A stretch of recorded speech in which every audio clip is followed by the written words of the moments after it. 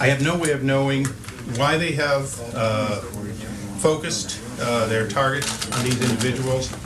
Like most Americans, I hope and wish is that there is a peaceful resolution to the Middle East conflict. Unfortunately, there are extremists on both sides who oppose a peaceful resolution and instead choose violence. Although this plot apparently involved members of the Jewish Defense League, I know that Jewish Americans, of which I have some of my colleagues with me here today, are appalled to hear of a plot like this originated in their community and in my community in California. Just as Arab Americans have appealed for these, have appalled these terrible attacks of September 11th. As you can imagine, this is shocking news to receive. And at this point, I have to refer questions you may have to the Capitol Hill Police, Bill Zimmerman, at 224-1495. And unfortunately, I don't have further information at this time. What I've gotten is probably less than you have because I haven't been able to read, watch CNN. But I think that some of the members with me here today and the other members who weren't here would all agree that this was an unusual act of a small band of criminals in all likelihood, and we expect as we learn more to find exactly that this was an act of a very small group of individuals. People like this exist all over the world, and we look forward to the FBI prosecuting, as is appropriate, to the fullest extent. Thank you. I am Congressman Tom Lantos of California, and I am proud to stand shoulder to shoulder with my friend and colleague Darrell Issa in condemning this outrageous alleged act of domestic terrorism. There is no room in the United States for such actions, and I urge the authorities to prosecute the individuals who have been designated as the people who planned some terrorist acts, and if convicted, I hope they will have to carry the full burden of the law. They should be punished as severely as our laws permit. There is no room in the United States for terrorism against members of Congress or anybody else because of their ethnic or their religious background. Darrell Issa is an outstanding member of the Congress of the United States. We are all proud to serve with him, and we are totally united with him in denouncing in the strongest possible terms this outrageous act. I'm Ben Gilman, Chairman Emeritus of our International Relations Committee, and Darrell Issa has been an outstanding member of our International Relations Committee, continually trying to find solutions for peace in the Middle East. He's just returned, as a matter of fact, from a trip to the Middle East to try to find some satisfactory solutions. It's outrageous that members of the, in California, some radical members of an organization in California were seeking to bomb a mosque and also were seeking to destroy Darrell Issa's congressional office. Violence only breeds further violence, and that's something we're fighting right now in terrorism wherever we may find it, whether it be in Afghanistan, whether it be in the Middle East, whether it be in other countries. And I hope that our federal authorities who are investigating this recent act are going to take appropriate steps to stamp out this further act of terrorism. We want to show our support for Darrell Issa, who's been doing such good work in our International Relations Committee of seeking a peaceful solution to the world's problems, and that's why I'm here today. I'm Congressman Steve Israel from New York. A few months ago, Congressman Issa and I went together to the United States Holocaust Museum and toured every floor of that building. He saw what terrorists did against Jews in Nazi Germany, and he shouldn't be subject to terrorism by people claiming to defend Jews. These people are beyond the pale. Terrorism by any name for any cause is still terrorism. There is no moral relativism to this. Congressman Issa, himself a target, went through the Holocaust Museum and saw what happens when law turns into lawlessness.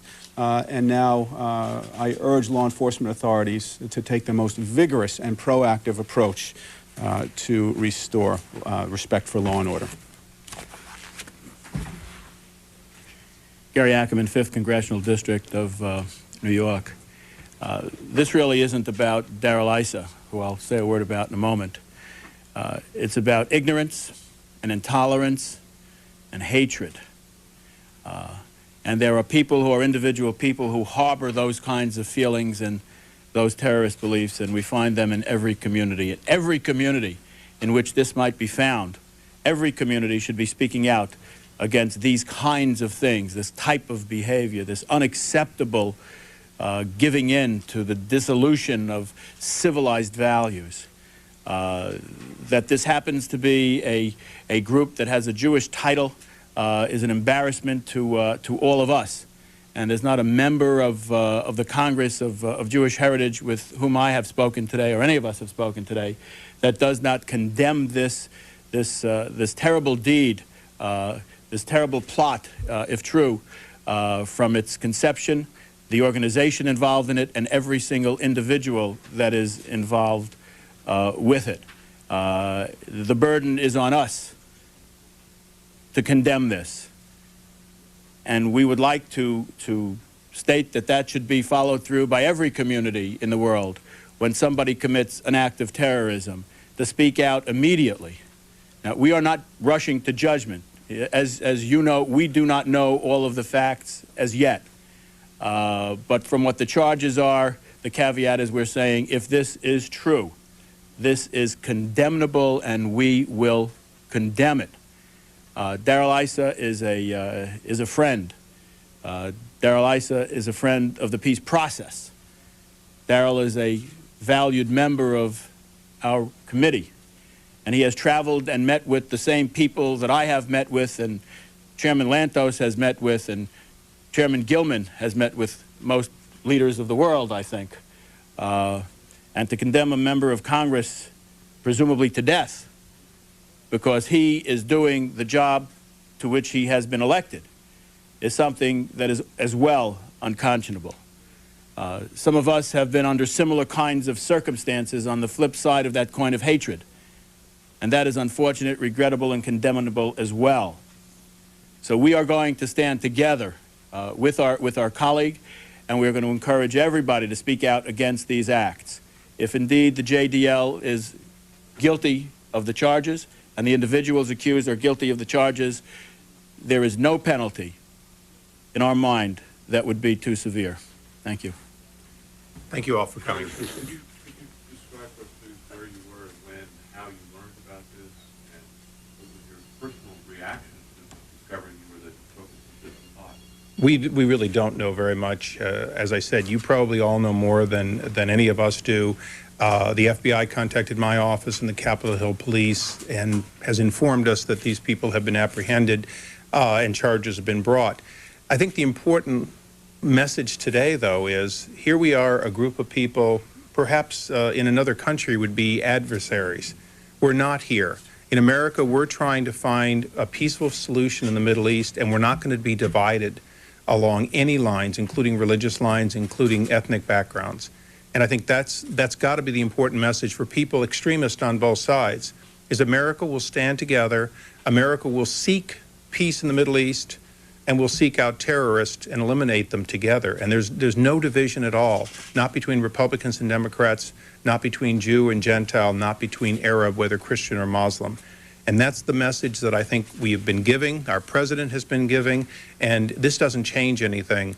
It really is all about America understanding and the world understanding America, that we stand united. We will work together for peace, but we will not tolerate violence by either side. Thank you. Will this affect any future trips to the Middle East, and do you have any regrets on any of the trips that you just recently took? I don't have any regrets on the trips. I think that the more members that go to the region that are passionate about trying to work toward peace, the better informed we are. I think the members I just came back from the Codel with had an opportunity both in Israel and in the West Bank, plus some other Arab nations, to see things and understand the situation so they can be more productive on the International Relations Committee. I look forward to, with my chairman's approval, taking additional Codels, trying to press harder than we ever have before to bring about a peaceful solution. It's not an easy time. I don't think hopes are running high, but America's committed to it, our president's committed to it, and this Congress is committed to being there and doing everything we can on a bipartisan basis to bring about peace in the Middle East. And had you had any threats before and any dealings whatsoever with this group? No, I'm afraid I haven't. Obviously, I grew up in a Jewish neighborhood. I've had long friendships, but this particular group I don't know anything about. Some of us do. Oh. Well, on that note, Jerry, you want to step in here? Thank you. I apologize for being late. I had to speak on the floor just now. One of the points that many of us who are strong supporters of Israel often make is that there is a great distinction between those people who would deliberately attack civilian targets, ordinary people in the course of their business in Israel or elsewhere, on the one hand, and those who, in pursuit of criminals or terrorists, may accidentally hurt innocent people. That's what happens in war. But there's a great moral distinction between targeting civilians, between targeting innocent people, and targeting only military targets. Unfortunately, and obviously we think that Israel is on the good side of that equation, unfortunately, the Jewish Defense League has a history of not understanding any of the moral points that certainly Israel and most Jewish figures adhere to and advocate. The Jewish Defense League meets every definition of a terrorist group, and that's why its ideological counterpart in Israel, the Koch Party, was banned by order of the Supreme Court of Israel as a party. Because it was declared a terrorist and a racist group. So I certainly want to join my colleagues in what I assume they've all done when I was downstairs, namely denounce in the strongest terms the Jewish Defense League and any members of it who would plan to attack in any way, to bomb or otherwise menace or injure a mosque or Arab citizens, or certainly our colleague Congressman Issa or anyone else. As Americans especially, political disagreements are to be carried on verbally and in writing, and maybe over television. Especially over television. Radio, whatever the media, fax, email, whatever. But not with violence, not with guns, not with gunpowder, not with bullets, not with violence. That's the tradition of this country. That's the way we want to conduct our politics. And I certainly hope that if any members of the Jewish Defense League or anybody else for that matter were in fact planning to bomb a mosque or Congressman Issa's office, or they should be prosecuted to the full extent of the law. Let me just, by virtue of information. Microphone, please. Yeah, the Jewish Defense League had its antecedents in Brooklyn, New York, formed by the followers of the late Rabbi Meir Kahane, who indeed was thrown out of the Israeli Knesset, and by rule of the Israeli Supreme Court, as Congressman Adler points out, was forbidden to run because of their racist views, and they dissolved the political wing of their group. I believe they had one seat in the entire Knesset, and that was Kahane's. And he continued to do fundraising in the United States. Their group is extremely small, not reflective of anybody's opinion except themselves, and they have promoted violence. Originally, the presumption of their formation was to protect Jewish civilian communities in Brooklyn and in the city of New York from attack by other communities. That was the excuse. In other words, there was kind of a renegade group that formed their own protectionist posse, and from there it kind of spun out of control. And with the assassination of Meir Kahane at the hands of a man named Nosser, who is now in jail on a life sentence of, in addition to doing that, although he wasn't convicted of doing that, he was convicted of a gun charge involved in that, has been convicted and sentenced to a lifetime sentence for being one of the conspirators to blowing up the World Trade Center, the first movie, if you missed that one, in 1993. And he sits in jail now. But Meir Kahana's son formed a group called Kahana Chai, which means Kahana lives. And they have this small group of followers in the United States. And indeed, if they are in any way responsible for the actions that have been alleged today, they are all to be condemned as well. Yes. That'll have to be the last question. You're the winner. We're going to be voting again. As I can. I think the book describes you as the grandson of Lebanese immigrants, and I think you attend the Antioch Orthodox Christian Church or something like that. Is that accurate? You describe yourself as a Lebanese Christian, or you know? Well, you know, I describe myself as an American. My father and all my uncles on both sides served in the military in World War II in Korea. On one side of the family, my grandfather came to this country in the 20s. My grandmother was actually born here and married my grandfather. On the other side, the name is Bielefeld, and my uncle spent, with German names, World War II in German prisoner of war camps. So I think what I am is an American, somebody who served in the military both as an enlisted man and as an officer, who does have an Arabic surname, like so many Americans, somewhere we trace our past to. And when I ran for Congress, I ran on business issues. I ran, hopefully, to bring 20 years in my business life to the Congress. But I also ran as somebody who had traveled in the Middle East, grown up, as I said, in a Jewish neighborhood, worked for a rabbi in high school, who had a little bit of understanding, perhaps on both sides, maybe a foot in both camps. And so I joined the International Relations Committee, and quite candidly, September 11th happened, and it became more important than ever for all of us on that committee to participate in every aspect that we could in the areas of basically Asia and the Middle East, because that's where a lot of the violence is coming from. Would you like to talk a little bit about your views of the Middle East conflict? I mean, for example, do you support a Palestinian state?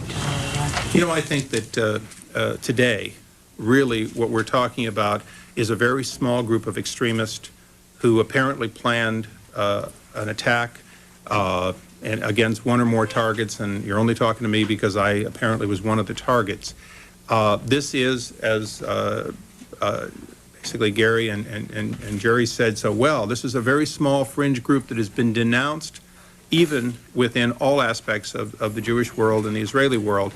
So I think we have to focus on a very small group of extremists, good work by the FBI, and leave it at that, because there is a forum in which all of us work to try to work on Middle East issues, and I think on-the-record statements then would be appropriate. But today, let's just keep it simple that the FBI did an extremely good job in a small part of the war on terrorism. Let me just add something to that for the record.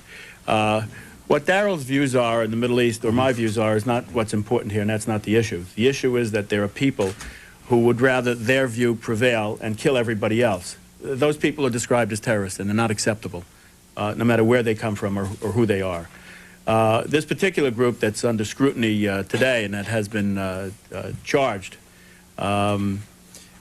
just to let you know, they had a cable program in New York on public access TV because they got there first. I hate to tell you some of the things that they said about me and half of the rabbis in New York City, some of whom are fairly conservative politically.